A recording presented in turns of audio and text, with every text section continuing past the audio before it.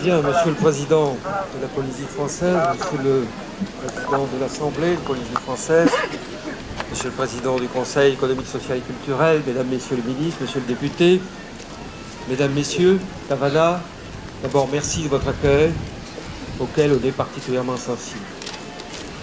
J'ai évidemment sur cette terre qui vibre encore des rites millénaires peu de légitimité à prendre la parole. Mais je voulais le faire, Monsieur le Président, pour trois raisons. La première, c'est parce que nous ne célébrons pas un rite aujourd'hui, mais un lieu. Et ce lieu est désormais classé au patrimoine mondial de l'UNESCO, qui est, je pense, le premier patrimoine classé dans les Outre-mer.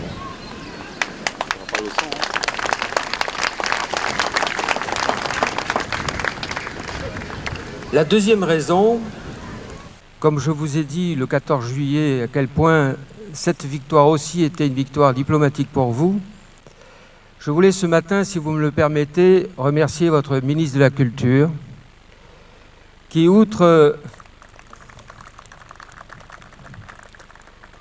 d'avoir séduit la ministre de la Culture en France, deux successives, a eu un rôle important parce que, au-delà du classement du site, il y a tout le travail qui a été fait avec l'Inspection générale de la culture, au travail auquel j'ai participé d'ailleurs en voyant plusieurs fois l'inspecteur général et en essayant de lui faire mesurer combien la culture polynésienne, autrement dit la civilisation polynésienne, que ce lieu porte peut-être plus que d'autres, était quelque chose qu'il fallait prendre en compte au ministère de la Culture parisien. D'abord, parce que cette oralité de la danse et du chant qu'on vient entendre, les hyménées sont toujours magnifiques, et il fallait à tout prix que le ministère de la Culture, du gouvernement central, comprenne comment, depuis des millénaires, fonctionne cette civilisation avec l'oralité. Et je pense que ce lieu, mais au-delà, toute la mission qui a été effectuée, avec les services en effet de votre ministère de la Culture, l'État central et local, parce que le ministère de la Culture à Paris, convaincu qu'il fallait à tout prix appuyer ce dossier, a eu un rôle non négligeable, le ministre de la Culture m'approuve, dans le classement de l'UNESCO. Parce qu'évidemment, vous vous en doutez, votre déplacement à Cracovie a été essentiel. Ils ont été surpris et honorés de voir que le président de la collectivité, le patron de l'exécutif, allait sur place défendre le dossier. Mais il va sans dire qu'il y a eu tout un dossier préparatoire auquel le ministre de la Culture, modestement le Haut-Commissariat, plus sûrement le ministère de la Culture centrale, a beaucoup travaillé. Et puis, comme je suis au fond le représentant du premier métropolitain, autrement dit le premier européen, à venir sur le site de Tapu Tapu Atea, j'ai, comme par hasard d'ailleurs, lisant en ce moment une œuvre magnifique sur la civilisation maori, j'ai trouvé le récit par cette professeure qui travaille à l'Université de Nouvelle-Zélande et qu'on considère aujourd'hui comme la plus grande spécialiste de la culture maori. Un extrait, elle s'appelle Madame Anne Salmon, un extrait qu'elle a d'abord tiré des récits de voyage, mais aussi de ce qui a été écrit dans les livres de bord de la flotte de Cook, quand il a abordé la Polynésie qui n'était pas encore française. Et elle relate ce jour du 20 juillet 1769, c'est-à-dire il y a 248 ans, où Cook, autrement dit un Européen, mettait les pieds pour la première fois sur Ayatea et sur le site sacré sur lequel nous sommes aujourd'hui. Et c'est intéressant d'ailleurs de voir l'antagonisme fort qui existait entre Bora Bora et Ayatea, puisque la première chose que je vais lire l'extrait, mais la première chose qu'on explique à Cook et à son éclaireur tahitien quand il met le pied sur Ayatea, c'est qu'il fallait à tout prix les aider à se défendre contre les guerriers de Bora Bora.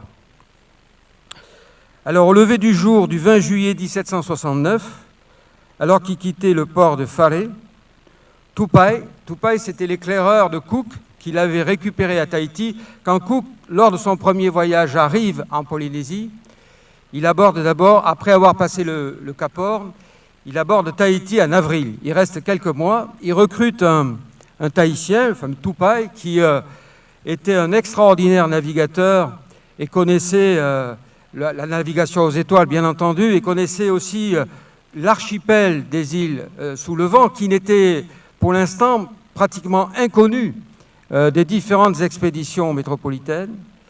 Il lui indique qu'il faut aller à Raiatea. Et donc Cook donne l'ordre à son timonier de mettre le cap à l'ouest et se diriger droit sur Opoa, sur la côte sud-est de Raiatea. Lorsqu'ils arrivèrent à l'îlot d'Otara, au large de la côte d'Opoa, Tupai, l'éclaireur de Cook, monta à bord du grand canot avec moulineux pour sonder et guider le navire afin qu'il puisse franchir la passe sacrée de Te Wahaumoa.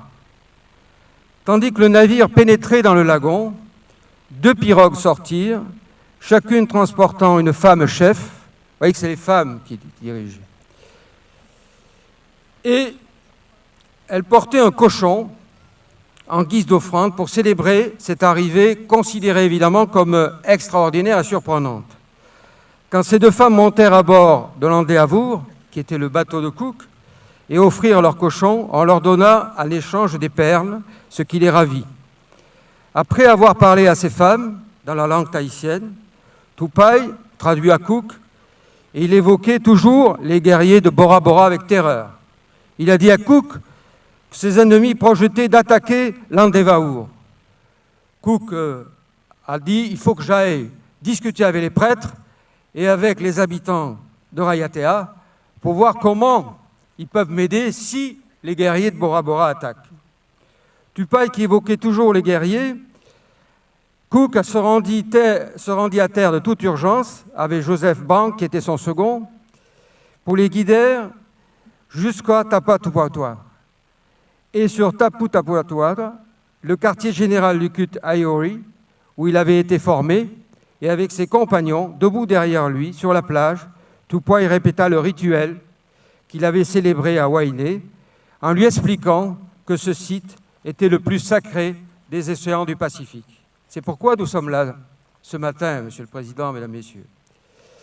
Tupai conduisit maintenant ses compagnons au grand marais qui accompagnait Cook, décrivant Hau, principal de Taputapua, parle d'une plateforme de pierre d'environ 2,50 m de hauteur, recouverte d'immenses dalles et comportant de nombreuses planches sculptées, ou onu, à son sommet.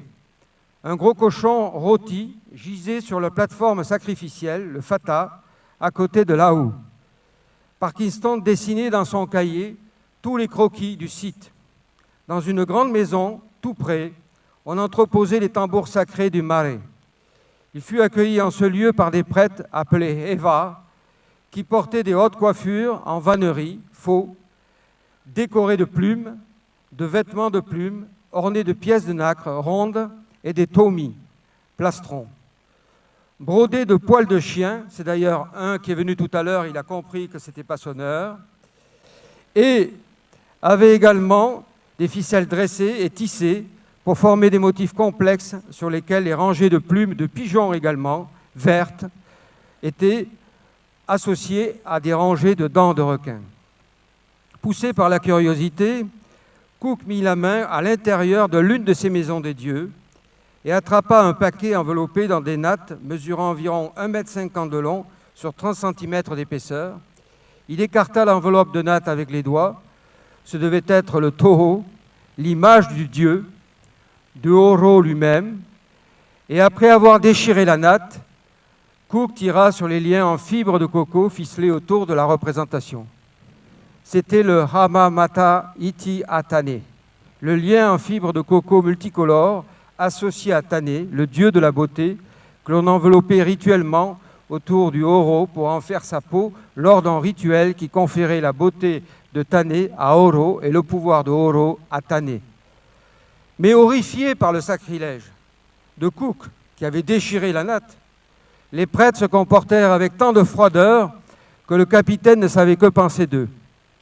Tobai, qui était avec lui, semblait être mécontent.